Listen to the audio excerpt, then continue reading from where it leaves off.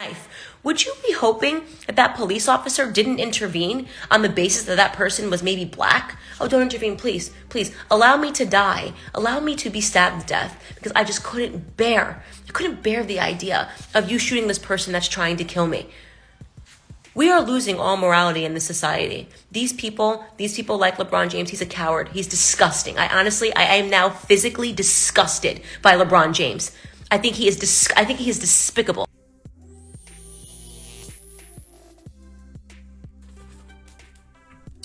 My name is Kyle, and this is the Conservative Take, and please consider liking and subscribing.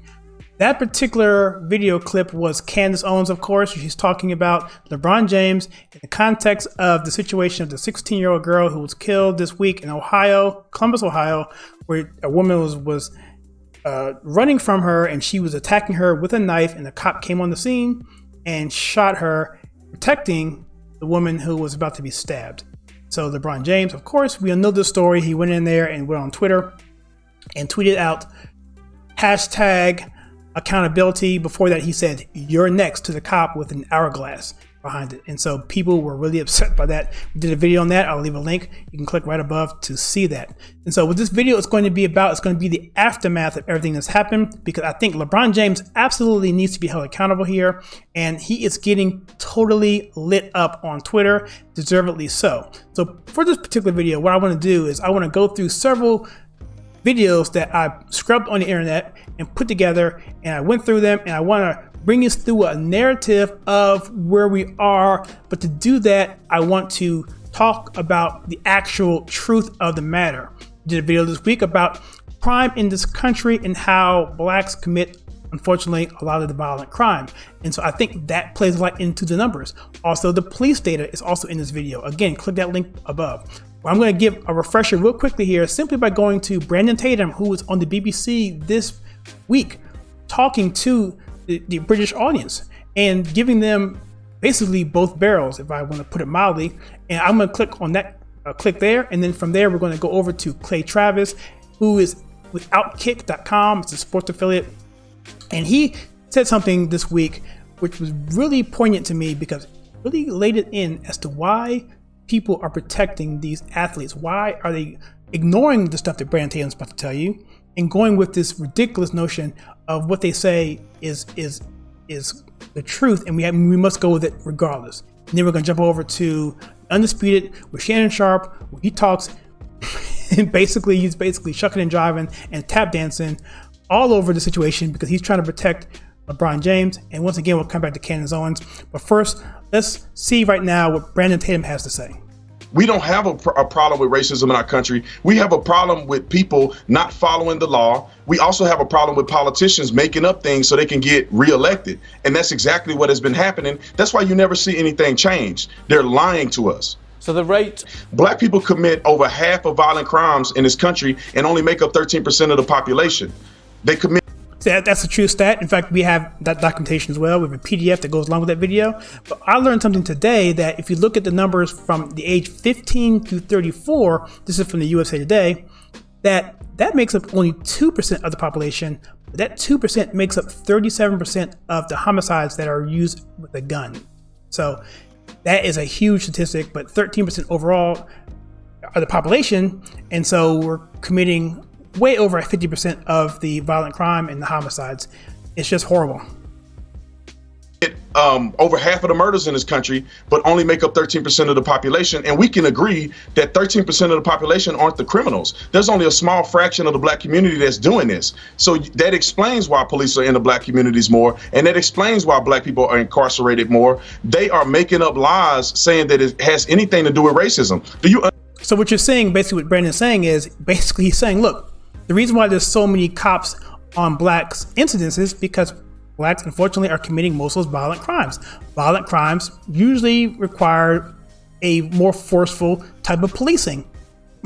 I mean, I don't know why this is very difficult to understand. He says here that, 13%, but they're the ones committing the crimes. And like I said before, that age of 15 through 34, this is USA Today, 2% of the population are committing of the gun crimes. 37% of those for those violations. So yeah, there you go. Understand that there's black police officers too that patrol in many of these majority black cities. Are they racist?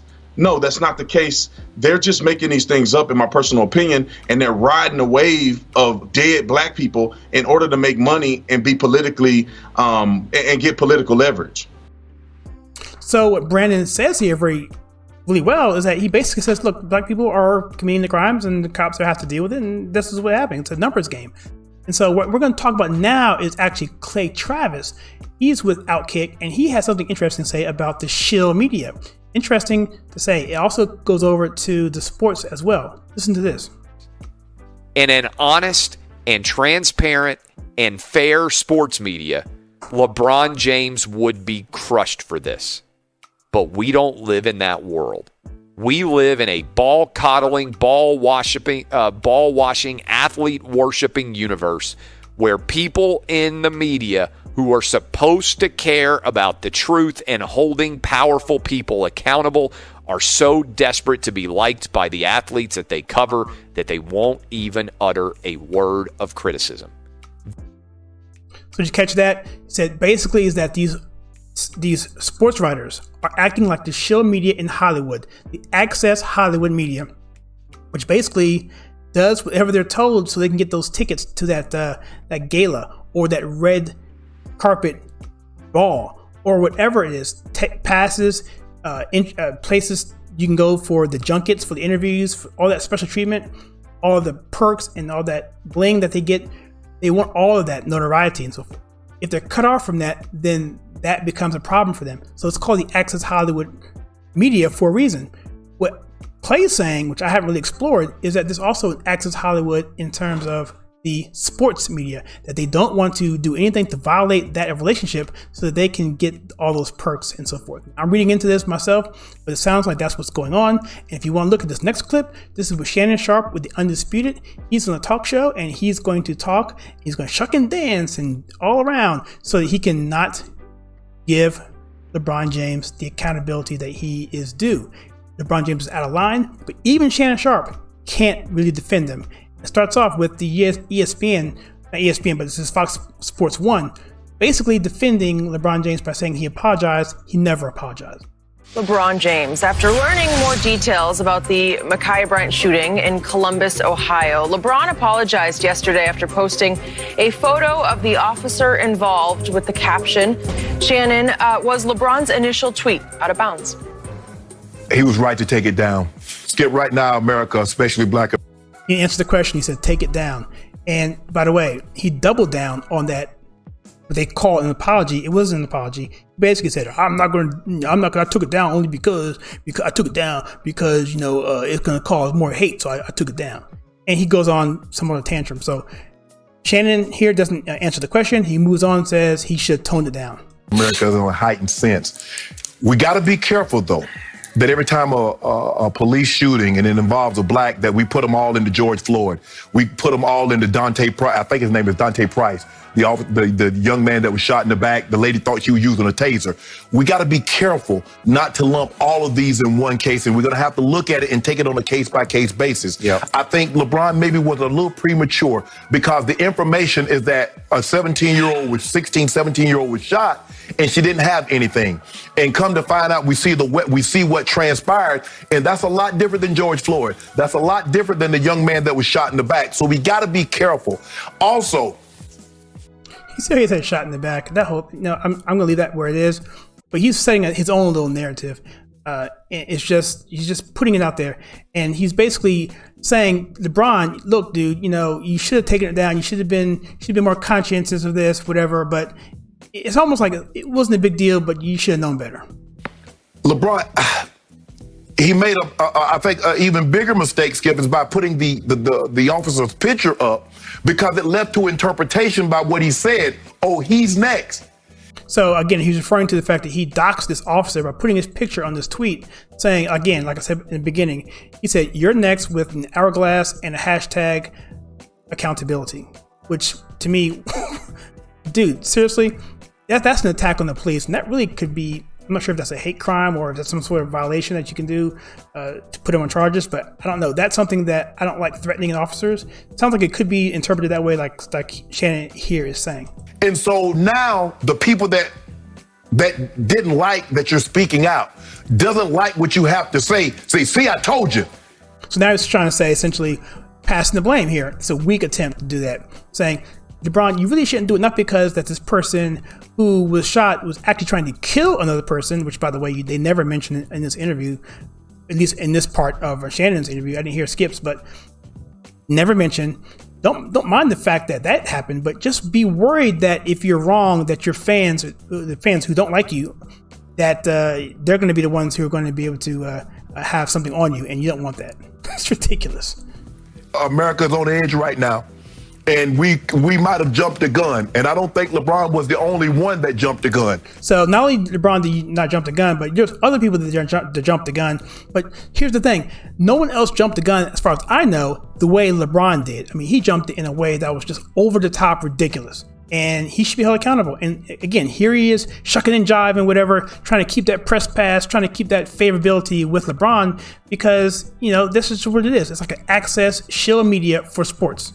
I mentioned it yesterday when I was talking about Derek Chauvin guilty, but once you see the footage and you're like, okay, that's a very different situation than George Floyd. Now I get some people are going to say he's having a hard time getting through this, and he goes on to say basically the same thing he said before. He's just stammering and hee-haw and whatever, being whatever.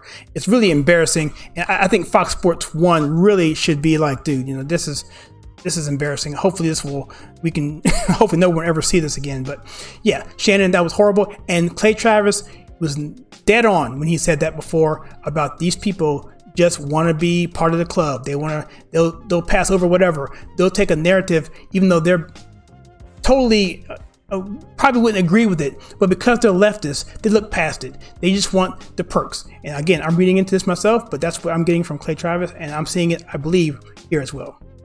So for this next clip we're going to talk about, we're actually going to look at something that Candace Owens talked about, and this is also pretty good. This is actually taking this into pragmatism and common sense. Listen to this. But maybe LeBron James got deluded by that quote and thought it was real, and he reacted because he deleted the tweet. So I tried to give him the benefit of the doubt, but no. He has now followed up on the tweet and essentially said he only deleted it because he didn't want it to be taken out of context. And really, he's hopeful that Ma'Khia Bryant gets justice, that her family gets justice, because he is tired of seeing Black Americans killed by police officers. Let's just reset that. He's okay with seeing Black Americans get killed by other Black Americans, because that is exactly what would have happened if a police officer didn't show up. He's just upset when a Black criminal gets taken out by a police officer. That is literally the function of the police. If your husband, your loved one, or a friend of yours, and you got into a dispute and someone charged at you with a knife, would you be hoping that that police officer didn't intervene on the basis that that person was maybe Black? Oh, don't intervene, please. Please, allow me to die. Allow me to be stabbed to death, because I just couldn't bear the idea of you shooting this person that's trying to kill me. We are losing all morality in this society. These people like LeBron James, he's a coward. He's disgusting. I am now physically disgusted by LeBron James. I think he is despicable. So she says right there, it's really, really just common sense. And we see this all the time in the media, in the movies. You know the scene where the guy is holding the hostage, it's usually a woman, and the cop, the hero, comes in the scene, and they're like, be careful, you might hit the hostage. And of course, the person who's the hero is a good shot, and he shoots him, and the hostage gets away, and we all cheer. That same situation is what happened in Columbus, Ohio. And so what what Shannon said to Skip earlier, I failed to mention this, is that he talked about, and maybe later in the clip, I may have didn't play it, but he talked about later in the clip, he said that the officer should have been in a situation where he could have actually done some conflict resolution. He could have talked to them. How you feeling, ma'am, before you stab her in the throat with that knife? Well, if you watch the video, which, by the way, again, check it out. It's redacted, so it's not hard to watch, but you do see clearly when the knife was in her hand, when she was shot, and then when it was dropped, because there's no doubt in that. But the fact of the matter is, the cop was driving in the video, most of the video, he gets out the car and it's going down. There was no chance, no time at all for him to say, excuse me, dear, but you got that knife in your hand. Can you put it down, please? Whatever. There was no time. He got on the scene. No one cared that he was even there. People were kicking women on the ground, whatever. It was just total chaos. No one had any respect for the cops. And that's what happened. So that's the kind of world we're living in right now. But here we again with Candace Owens on this last clip, and she'll wrap this up, and it's also a really, really good point. And by the way, this is on her Instagram. All these links for all these videos in their entirety are in the description right now. So check this out for Candace Owens.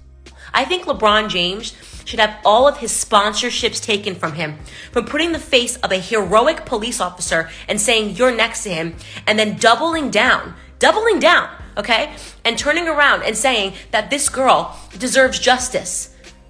I think he's despicable. If the situation was reversed, if a black officer had shot a white person, okay, who was charging another white person and saved the life of that other white person that was being charged, and somebody else had stood up and said, a black police officer had put a picture of him up and said, this guy, he's next, basically trying to signal to the world that this person is somehow in the wrong, they would have had all of their sponsorships removed. They would have had to step down from the NBA. No questions asked. But LeBron James, I guess, gets to be celebrated because he's black, so he gets to experience black privilege, right? He can just say whatever the hell he wants, like he did a while ago when he said, we literally can't go outside, we're being hunted down. All of these things, he gets to add to this rhetoric, he gets to add to this divisiveness, and he gets to encourage black people to, again, believe that as criminals, you can kill someone and you still have the right to life. Nobody should intervene when you are trying to kill someone.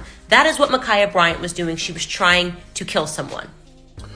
Really good point, Candace, and I really appreciate her saying that. So it's like when you are entitled, when you are in this social justice warrior mentality and you feel like you're at the top of the chain with the social justice, as LeBron James clearly feels he probably is, in terms of the victimhood Olympics, well, then all of a sudden you can do whatever you want, like she was saying. You can go through life with impunity. You can look at stuff with these glasses that look at everybody as a racist, and therefore you can say, you know what, I'm good. I can do whatever I want because I'm the victim. I'm the whatever. And so that's the thing. You were defending everyone based on the amount of melanin they have in their skin. It's utterly ridiculous. And what's happening is because of this stupidity, it's happening. The people who know better are taking advantage of it for various reasons, whether it's politicians are gaining it for political clout within the congressional districts or wherever they're over, states, towns, whatever. Even the people who are reporting on it are really getting something out of it because they can put this out there, get the ratings, whatever, and then when something dumb happens, like LeBron James sticks his foot in his mouth and does something really, really ridiculous, well, guess what happens? Now we have to cover for them and it becomes obvious, and you have to really backtrack and be like, how can I save face here and still have even an inkling of credibility? And that's what they have to do. It's hard to do when you have people like Jussie Smollett and you have Bubba Smollett or Bubba Smollett and Jussie Smollett and Bubba Watson, whatever his name is, Bubba Wallace. I get them together. It's pretty hilarious. So, but those situations happen, and that's what happens. So, yeah. So with that, I hope you like that, and let me know what you think on this. What's your thoughts on LeBron James? Do you think he should have his sponsorships taken? Do you think the NBA should take some kind of action? Because he has like over 50 million followers and he's got a huge influence, and the guy he's not the brightest guy in the world, and he just says stuff that's dumb, like, which is why I'm glad I started out with Brandon Tatum, because Brandon's like, look, this is the stats, whatever, and then we end up with this nonsense where he's saying, where Candace mentions that he says, cops wake up in the middle of the night and they're going out hunting black people on the street. Totally preposterous, ridiculous. There's no data whatsoever to even come close to that. So let me know in the comments below what you think. And if you get a chance, check out our campaign for All Letters Matter for All Lives. Here is some t-shirts on our store. Go check that out. As you can see, it's pretty self-explanatory that all lives matter and a graphical way of doing it. So hope you like that. And also, please check out some content we have right